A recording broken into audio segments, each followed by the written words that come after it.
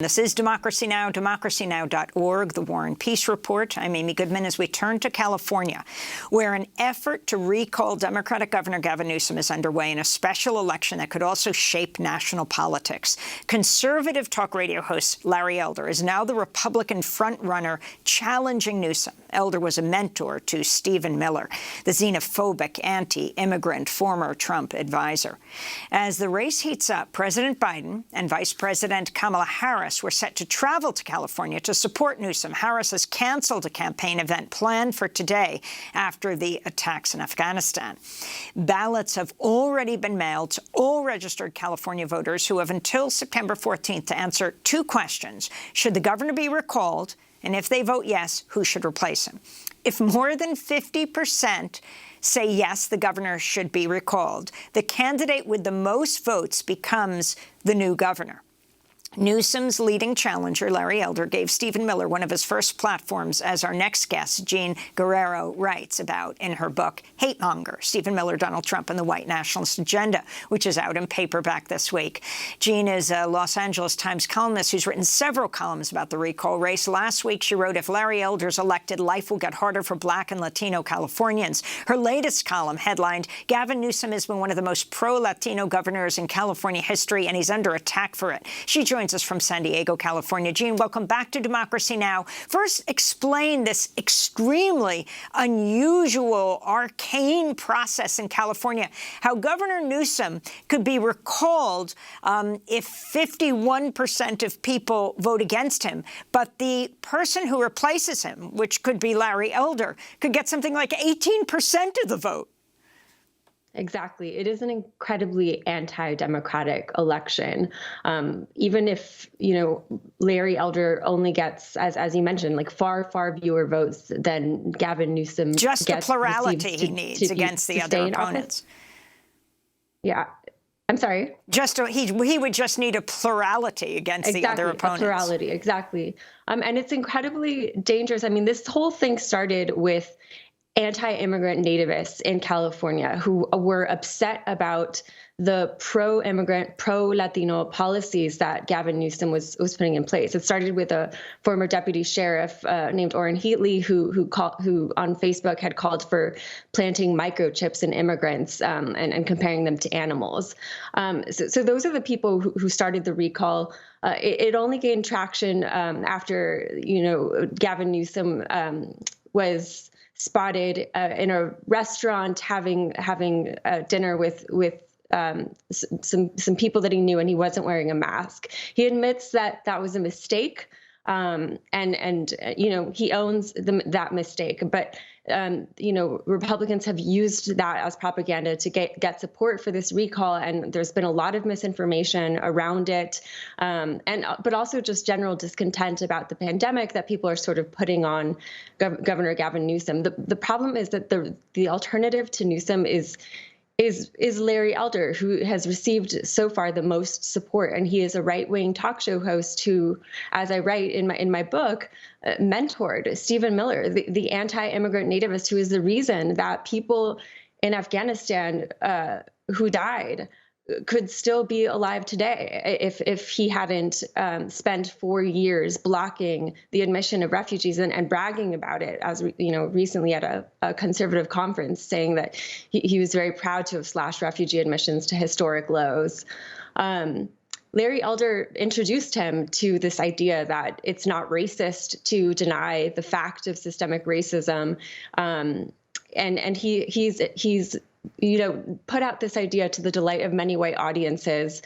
Larry Elder has that he's this Black man, and because he's Black, he can deny the fact of systemic racism, and he uses false statistics from a white supremacist named Jared Taylor, who, as I write in my column, he repeatedly cited in early writings. As recently as 2016, he was pulling content from a white nationalist website called VDare. So this is the person, he wants to attack all of the progress that California has made on immigrant rights. He wants to attack sanctuary laws. He wants to attack healthcare for undocumented immigrants. He wants to attack investments in public schools that Gavin Newsom has made that have hugely benefited communities of color. So he basically wants to take California back to the 1990s, when we saw an incredibly anti-immigrant and anti-Black decade in California.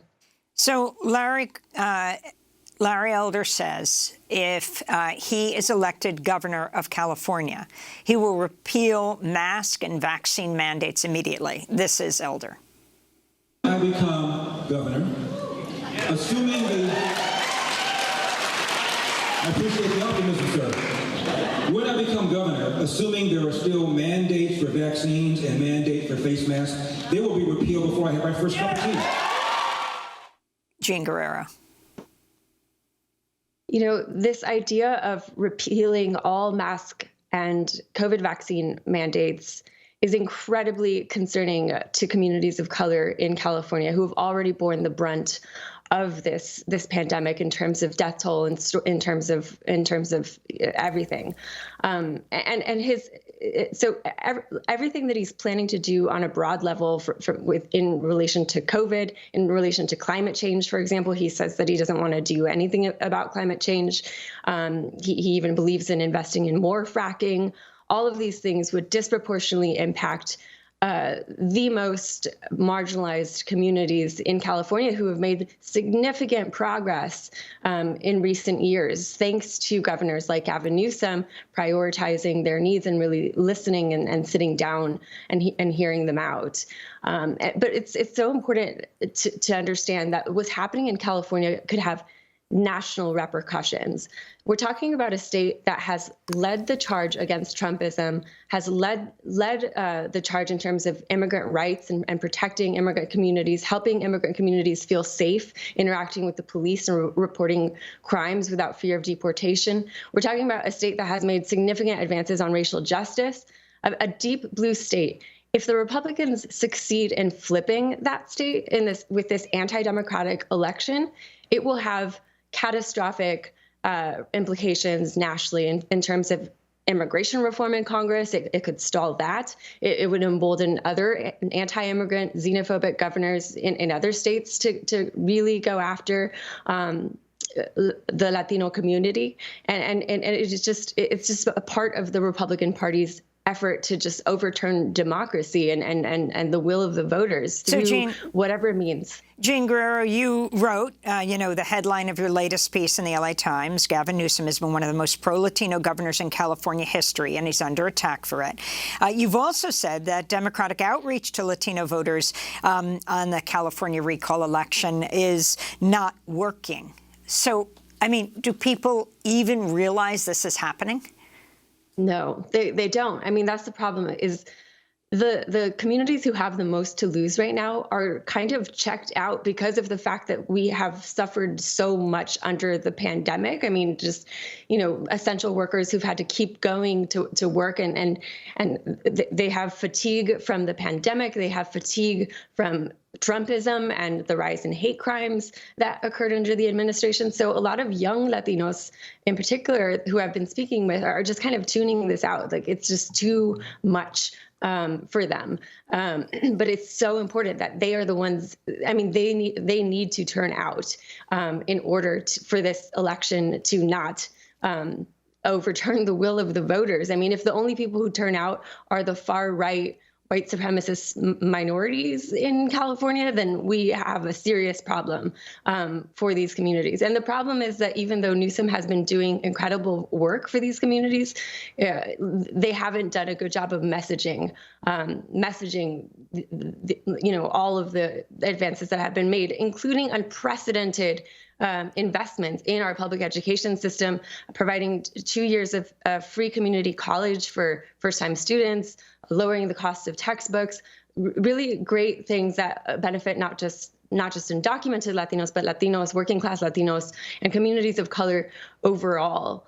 So there needs to be a better job of messaging how horrible this could be, even just as far as the rhetoric alone that Larry Elder would bring into our state. He told the Los Angeles Times, as I wrote in my column, that he plans to use the quote unquote bully pulpit, that he doesn't believe in humanizing terms like undocumented or immigrant. He wants to use, harsh terms like illegal aliens. And that would just send people back into the shadows and reverse the incredible progress that has been made in this state. And it would embolden the same in state after state after state. So it is so important for people to vote. And if you're not in California, tell your friends who are in California to vote no, because this could have serious implications. Jean, talk about the implications for the balance of the Senate as well. Of course, it was Gavin Newsom who chose Kamala Harris's replacement when she became vice president. Now you're talking about Dianne Feinstein, and talk about the significance of if her seat is vulnerable and what would it mean in this period if there were a Republican governor. Exactly. So the governor has the power to appoint a replacement for Dianne Feinstein if anything were to happen to her. If she were to retire or if anything else happened to her, she's elderly and so that is a real possibility that he would appoint someone who does not represent the values of California or Californians, and would tip the balance of the Senate. So it would make it impossible for President Biden to push through the policy goals that he's put forth in terms of infrastructure, in terms of helping, communities across the United States in ways that the Republicans oppose. So there are real implications. Like even though it would just be a year and a half in office, and they would probably be voted out in the next election, they could do significant harm by, Larry Elder says that he plans to use his veto power to cut funding to all of these programs that he opposes, including healthcare for our undocumented seniors, which has allowed them to stay alive. And many of the Latinos here, we have mixed status families, so this affects us all.